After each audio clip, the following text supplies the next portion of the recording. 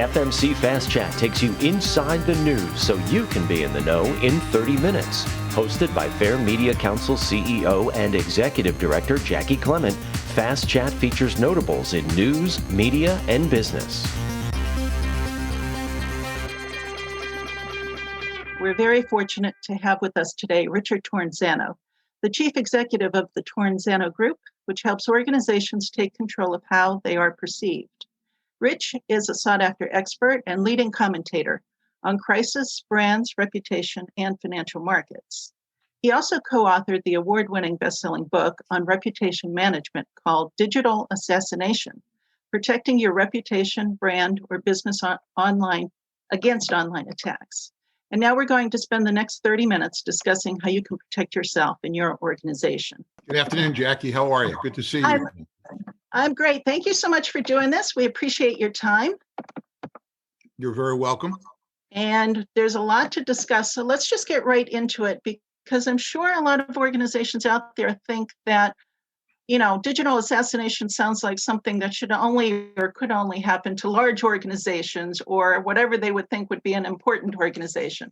So let's talk about who's at risk and how risky is it out there today? Well, it's very risky out there today. And I think any size organization or any individual is at risk today, whether you're a CEO or a board member, a celebrity, a teacher, a journalist, a lawyer, a doctor. Everybody is at risk today, including many corporations, of digital assassination. Digital assassination comes in two flavors. There's cyber attacks, and then there's just purely digital attacks. But let me take you through the three types of attacks they generally are. There are cyber attacks from the outside to companies. These are usually by state actors, by crime syndicates, by other trolls who want to either destroy or steal data, money, or intellectual property from a company. Okay. We have seen this happen all through the last couple of years. You look at companies like Boeing, Facebook, Equifax, United Airlines, British Petroleum, Toyota, Sony Pictures, Target, Domino's Pizza, and many others. All have had to deal with significant digital attacks. The streets on Wall Street are lined with the debris of companies who were ill prepared for this. The second type of attack is really a reputation attack. And this comes from companies, company operations or managements that do something wrong, or there's a product liability, or harm somebody, whatever, or shoot themselves in the foot. The poster child for that is United Airlines. When they dragged that Sunday, they dragged the person off the airplane a few years back and compounded that by just terrible communications. And the third type of attack is kind of the sneak attack. Those are not the attacks that we generally see a lot of, but we're seeing more of. And these are the attacks from within. These are current or former disgruntled employees that have an axe to grind about the workplace or about their job promotion or their salary, or even worse, commit commercial espionage. So on the corporate side, what we've seen is that early on, 3-4 years ago, excuse me, you saw giant corporations being attacked, and we still see some of that. But it's getting harder to do that because corporations have spent billions of dollars over the last few years to protect themselves from attacks. Now, in saying that, let me also say that any corporation with a brand name today is attacked hundreds of times a day. I'll say that again, is attacked hundreds of times a day. In some cases, maybe hundreds of times an hour. But they have the defenses up today to protect themselves from those random attacks. Individuals are the same way, and I think we're going to talk a little bit more about individuals a bit later. Yeah, but basically, if I'm hearing you correctly, anybody with an online presence today is at risk? Anybody with an online presence at risk. And I think corporations spend a great deal of money and resources to protect themselves. Some are helpful, some are not. But if you look at our personal digital house, if you would. When you have a home or you have you have an apartment, you may have an alarm system. You have maybe one or two locks on your doors. You have your windows closed and locked. You may have a dog. You may have a digital dog that when the postman comes to the door, the digital dog barks. You may have a system that turns lights and on and off in your house when you're away. If you're in a small community, you may stop your mail, or you may even alert the local police department that you're going to be gone for a couple of weeks to watch your home. So we do all those things necessary that we can do to protect our physical home, but we don't do the same things to protect our digital home. Your computer or computers or your handheld devices are your digital home, and they can be attacked in many, many different ways today. From sending emails to get you to open them up in a phishing expedition, or just other ways to attack you and infiltrate you for ransom, for to steal your data, to steal your money, all sorts of things. So I think we've seen so much of this in the press and the headlines the last 5 years. Everyone really needs to be on their guard, whether it's for their business or their personal environment. Okay, let's kind of dissect this a little bit. Give an example of an organization that has handled one of these situations well, and then talk a little bit about the opposite end of the spectrum, which is an organization that just totally blew it from start to finish. There's a lot of organizations. The streets are lined with organizations that have not handled it well, and we will talk about those who have handled it well and have not. And the key difference, I think, in handling something well and not handling it well, or managing it, is really preparation, having a response plan, and rehearsing that plan. I can count on multiple hands how many CEOs I've heard say, "Well, that will never happen here," and weeks or months or years later, sure enough, it's happened there.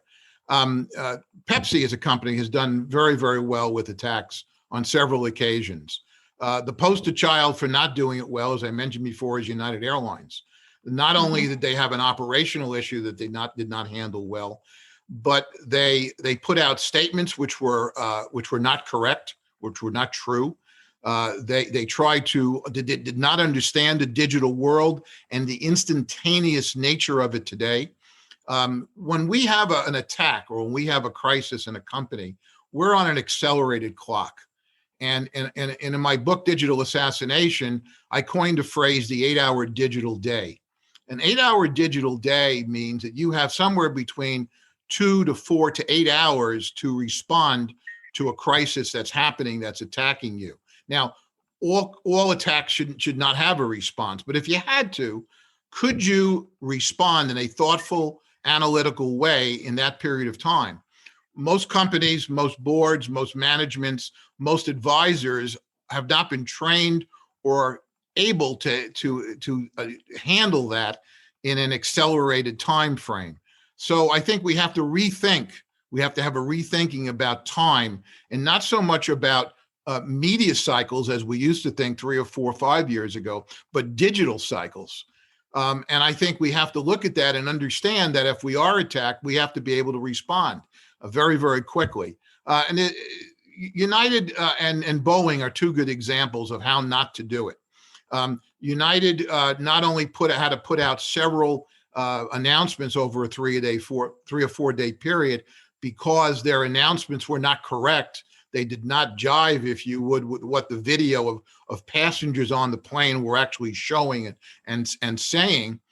So they were saying there was no problem, when indeed there was a huge problem. More importantly, they let the lawyers take charge. Now, lawyers are a very important dynamic in any process like this. They are part of the process. They're not the sum of the process. And when you have lawyers speaking to the public, particularly the general public, that does not work well, especially when they use words and information that no one understands what they're saying. There were words in those 3 United Airlines statements that I had to look up. So you had saying there was not a problem. There were false issues by the airline. You had to put multiple statements out because you weren't speaking in plain English. And you lost enormous credibility with your audience, with your passengers, with your sales. You had class action lawsuits. You had loss of equity value. You have people no wanted to work for the airline anymore. They're going to have difficulty not only retaining but attracting new people and so forth. Boeing is another good example of shooting themselves in the foot. In the last year, they had huge problems with their MAX airplane. They, as you know, had to be taken offline. There again, they said there were no safety problems, when indeed there were safety problems. You can't be putting out statements when you don't have the facts available, just for the sake of putting them out. They too had emails that were released that basically had their executives saying that there were no safety problems. They were making fun that there were safety problems, and they were mocking some of the regulators. Not a very smart thing to do. So as you look at a crisis, you have to look at all the constituencies that participate in that crisis with you. If you're a public company, you have shareholders and lenders, or a private company, you have lenders and investors. You have customers and employees, all levels of employees, from the board to the management to all employees throughout the company. They may be in different geographic locations and have different needs and need different information. You have all sorts of other people which are very, very important to the organization. So you have to think about all these things. And most importantly, which very few people think about, you also want to think about your competitors, because your competitors are going to comment. They're going to be part of the mix of constituents that comment on you in a good time. They're surely going to be part of the mix of constituents that comment about you in a bad time. Yeah. Okay. Well, give us some insight on what should be happening internally in an organization when something bad happens online to an organization. Because it sounds like some of these examples are, statements coming directly out of the upper tier of management who didn't have any idea what was actually happening on the ground. Well, let's take a step back. And again, before something happens, before you have, whether it's a digital attack or a crisis or anything happening going on, you need to have a response plan in place. And you need to have a team, a crisis team in place, which needs to be led by a C-suite executive. Not necessarily the CEO. The CEO will have a role to play, but he or she should probably not lead the crisis team. He or she should be part of the crisis team. And that crisis team should involve marketing and operations and communications and HR and all the different people involved in a crisis team internally, as well as outside advisors. If it's a digital attack, you're going to need operational forensic people in the digital space. You're going to need lawyers with expertise in that space. You're going to want to look at your insurance to see what is covered, what your costs are covered in that space. And you're going to need outside people like our firm to help you deal with reputation. Most internal organizations, not all, but the vast majority of internal organizations do not have the experience or the expertise in place to deal with a crisis. They just haven't been through it. And these other organizations that I've mentioned all have multiple experience with multiple crises. All crises are different. All attacks are different. They're different because of geography. They're different because of industries. They're different because of personalities. They're different because of how the attack happens. Attacks generally don't happen during 9 to 5 business hours. They tend to happen on in the evenings, on weekends, and now I've seen lately on holiday weekends when they're least expected and when corporations have the least amount of resources to throw at the problem. And that's very, very important to think about. Most corporations are not thinking about it that way. They think everyone's going to be around. So the first step is to have a plan in place and to really develop what are the what ifs that are apt to happen to your organization. Larger organizations are going to have more what ifs. Smaller organizations are going to have less what ifs. But you need to, what are the what ifs and how do you plan scenarios against those? And then you got to rehearse the plan. You have to rehearse scenarios. You have to have tabletop exercises and other situations. And we always find that in these exercises, when you know that 11 o'clock next Tuesday, we're going to have a drill, and whether that be a gun on campus or a cyber attack or whatever the drill you want to be, an active shooter or a cyber attack, you're going to be there at 11 o'clock. You're going to be smiling. You're going to be engaged. Everyone knows about it. Everyone's going to be present. It's going to work very well. Everyone's going to be very proud of the work they did. And then 3 or 4 or 5 months later, you're going to do an unscheduled attack. It's not going to be real, of course, but it's going to be unscheduled. Who's on vacation? Who's not around? Whose phone number changed? Who can't be reached, et cetera, et cetera, et cetera, because it's on a holiday or a weekend. And really the only one knows about that unscheduled exercise is probably the CEO. So it's not just a matter of having a plan. It's not just a matter of understanding what the what ifs are in your organization or your industry, your geography. It's not only a matter of rehearsing the plan, but it's being on guard that when these attacks can happen, which is usually, not always, but usually at night or on holidays or on weekends, you have to be prepared and ready to throw resources at them to deal with it. United, for example, the poster child in this area, the attack happened on a Sunday. The situation happened on a Sunday. Other situations happen over a period of time. But all of these situations either begin or end up online. They either begin or end up on social media. None of this today is done without what's happening in social media. And that's whether it's consumer companies, small companies, large companies, or companies that do business to business. It all gets back to digital today, just like all of our lives get back to digital, whether it's in business or personal or whatever.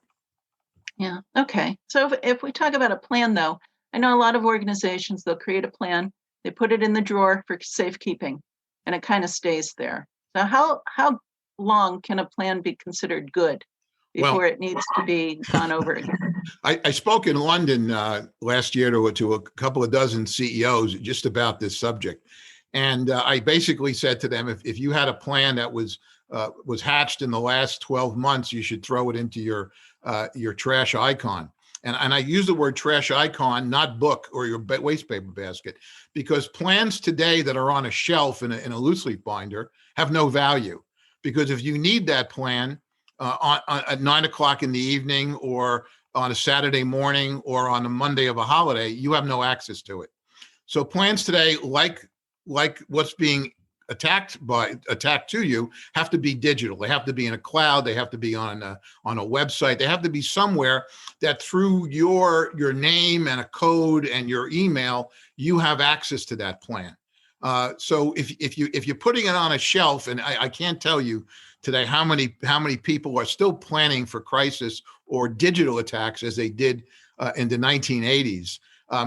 This is 2021, and nothing should be on a shelf today collecting dust. It should be digital, and everyone should have access to it, whether they're in their office, their home office today, where many of us are, or on vacation or on a business trip.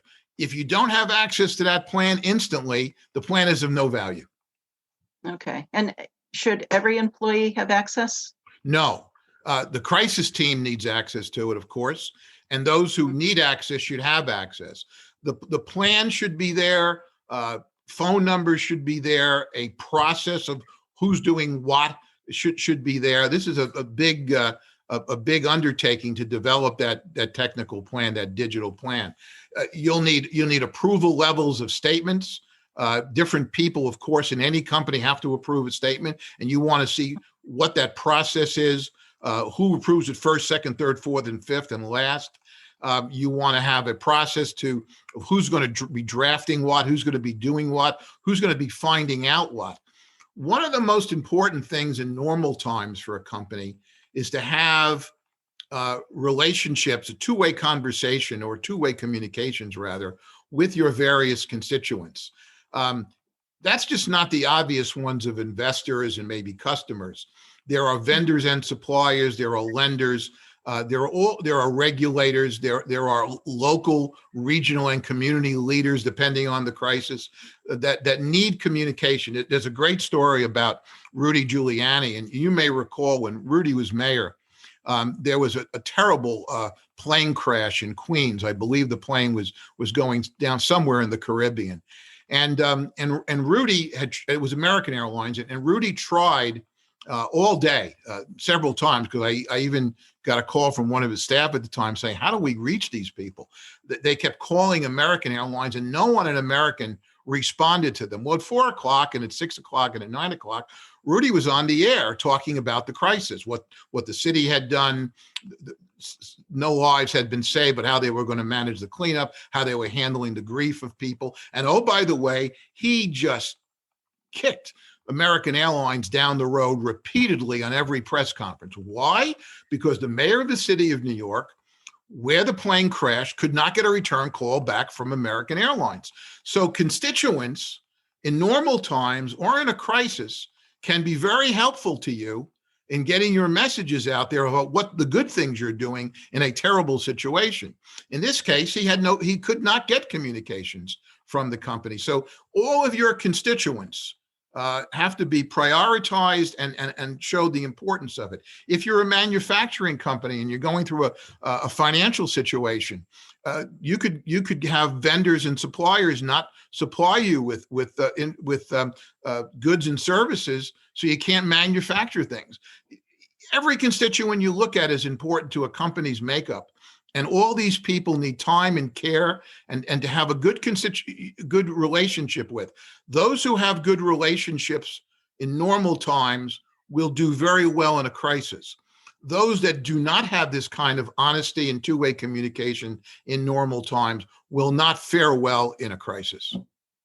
Okay. It sounds like you also need quite a bit of redundancies built into your plan. And by that, I mean, okay, I have a designated spokesperson, but if you're doing something unscheduled, spokesperson could be drunk, on vacation, whatever. You still need someone who's the face. So what do you do when the main person is out? The spokesperson is just one person of a much larger plan, because a company is going to have many spokespeople. One spokesperson to the media may be public, but you're also going to have a spokesperson to investors. You're going to have someone in the legal department talking to your insurance companies. You're going to have someone talking to your lenders. You're going to have someone talking to employees from HR.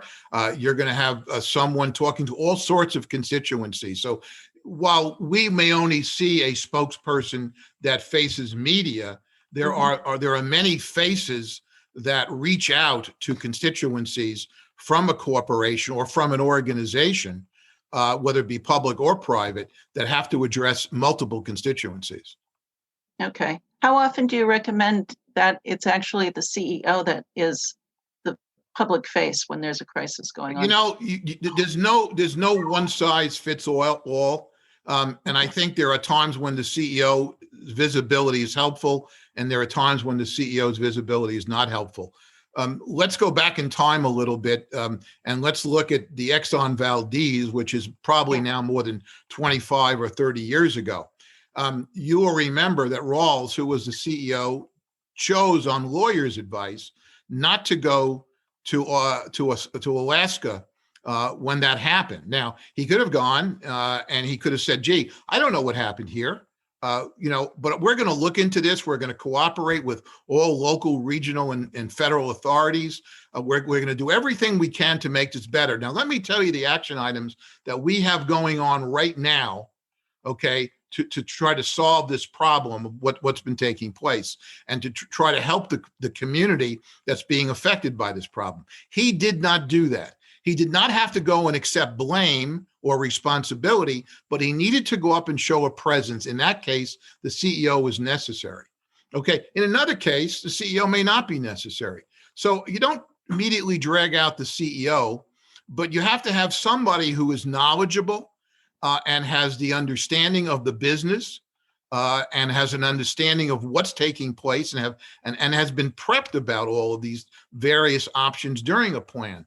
So it's not just one face or go right to the CEO. There's a lot of steps along the way, and there are judgment calls based on experience and wisdom of who should be involved at what point when. Okay. I want to segue to individuals now because we're running short on time. So if I were to take this idea that I am the CEO of my own life, what should I be doing to be protecting my personal reputation? Well, as I said before, you should have all of the necessary safeguards on your computer systems, whether they be handheld systems or laptops or stable systems. I don't sponsor or I'm not engaged with any of the systems, but one of the great systems that I use is LifeLock, and I can't think of the name. It starts with an N. Sorry. The Norton one? Norton, yeah, they have a good system. There are others out there, but you have to have one of those systems on your computers. Second thing you should do, which always rolls eyes when I say this, and this is really vitally important. This is one of the most important things I can leave with you today. Every channel that you have, every platform that you have, every website that you engage with needs a different password. It should not be your cat or your dog or your first child or your husband's name or your middle name or your birth date. So many celebrities and personalities, passwords have been broken because hackers put those words through stories and research and put those in and broke the passwords, whether they would be nude pictures or losing of information. So you want to have every single channel, every single engagement you have to have a different password. Now, this is where I get the eye rolls. Every password should be between 15 and 25 characters. I say characters. They should be numbers, they should be letters, they should be upper and lower case, and they should be hash signs or exclamation points or question marks. There should be no rhyme or reason to the words that you use, because there are programs that can crack that if you don't. Now, this is not going to say that you can't be broken into, but you want, like the lights going off in your house, like this, like the alarm system, like the dog barking. You want to do all the things that you can do to protect your digital house. Those passwords should not be on your computer. They indeed should be in a binder next to your desk or in a safe place. I have them in a binder in a safe place in my home. And I have them not only for myself, but for my company. And I will tell you, there's probably about 50 pages of passwords there for both. And those passwords need to be on a rotation basis to change every 6 or 9 months. Now, I know that's a lot. I know people say, well, I don't need to do that. Well, if you don't need to do it, and when you get hacked in the next year or two, please remember you said that. So it is really a process today. It is something that you need to spend time with to protect yourself. You shouldn't be opening emails from people that you don't know who they are. I delete them. And if somebody really needs to get in touch with me, I don't know, they'll either call or send me another email, or I'll start looking them up if I see a multitude of emails. But I don't open every email if I don't know the person involved. And even if you do, there are people who can send you ghost emails, fraudulent emails, saying there's somebody else and not really them. You should look. You'll see emails come all the time from so-and-so, but it's at a very strange URL. You look at the URL, see where they're coming from. Don't just open emails up, but you have to spend the time and care to protect yourself and to protect your personal life as well as your professional life.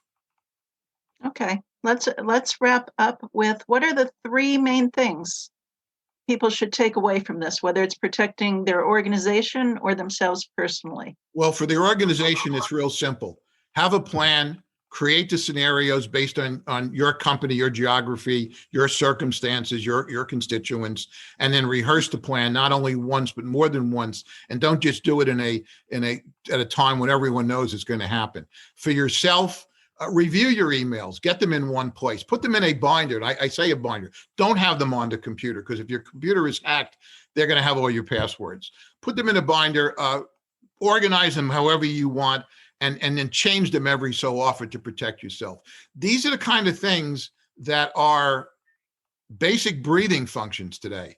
They're not new. They're not something that we did in the 90s or the early part of this century. These are things you have to be doing today to protect yourself, your family, your brand, your business, and your personal The Fair life. Media Council is a 501c3 nonprofit organization advocating for quality news and working to create a media-savvy society. For more information about the Fair Media Council and upcoming Fast Chat shows, check out fairmediacouncil.org.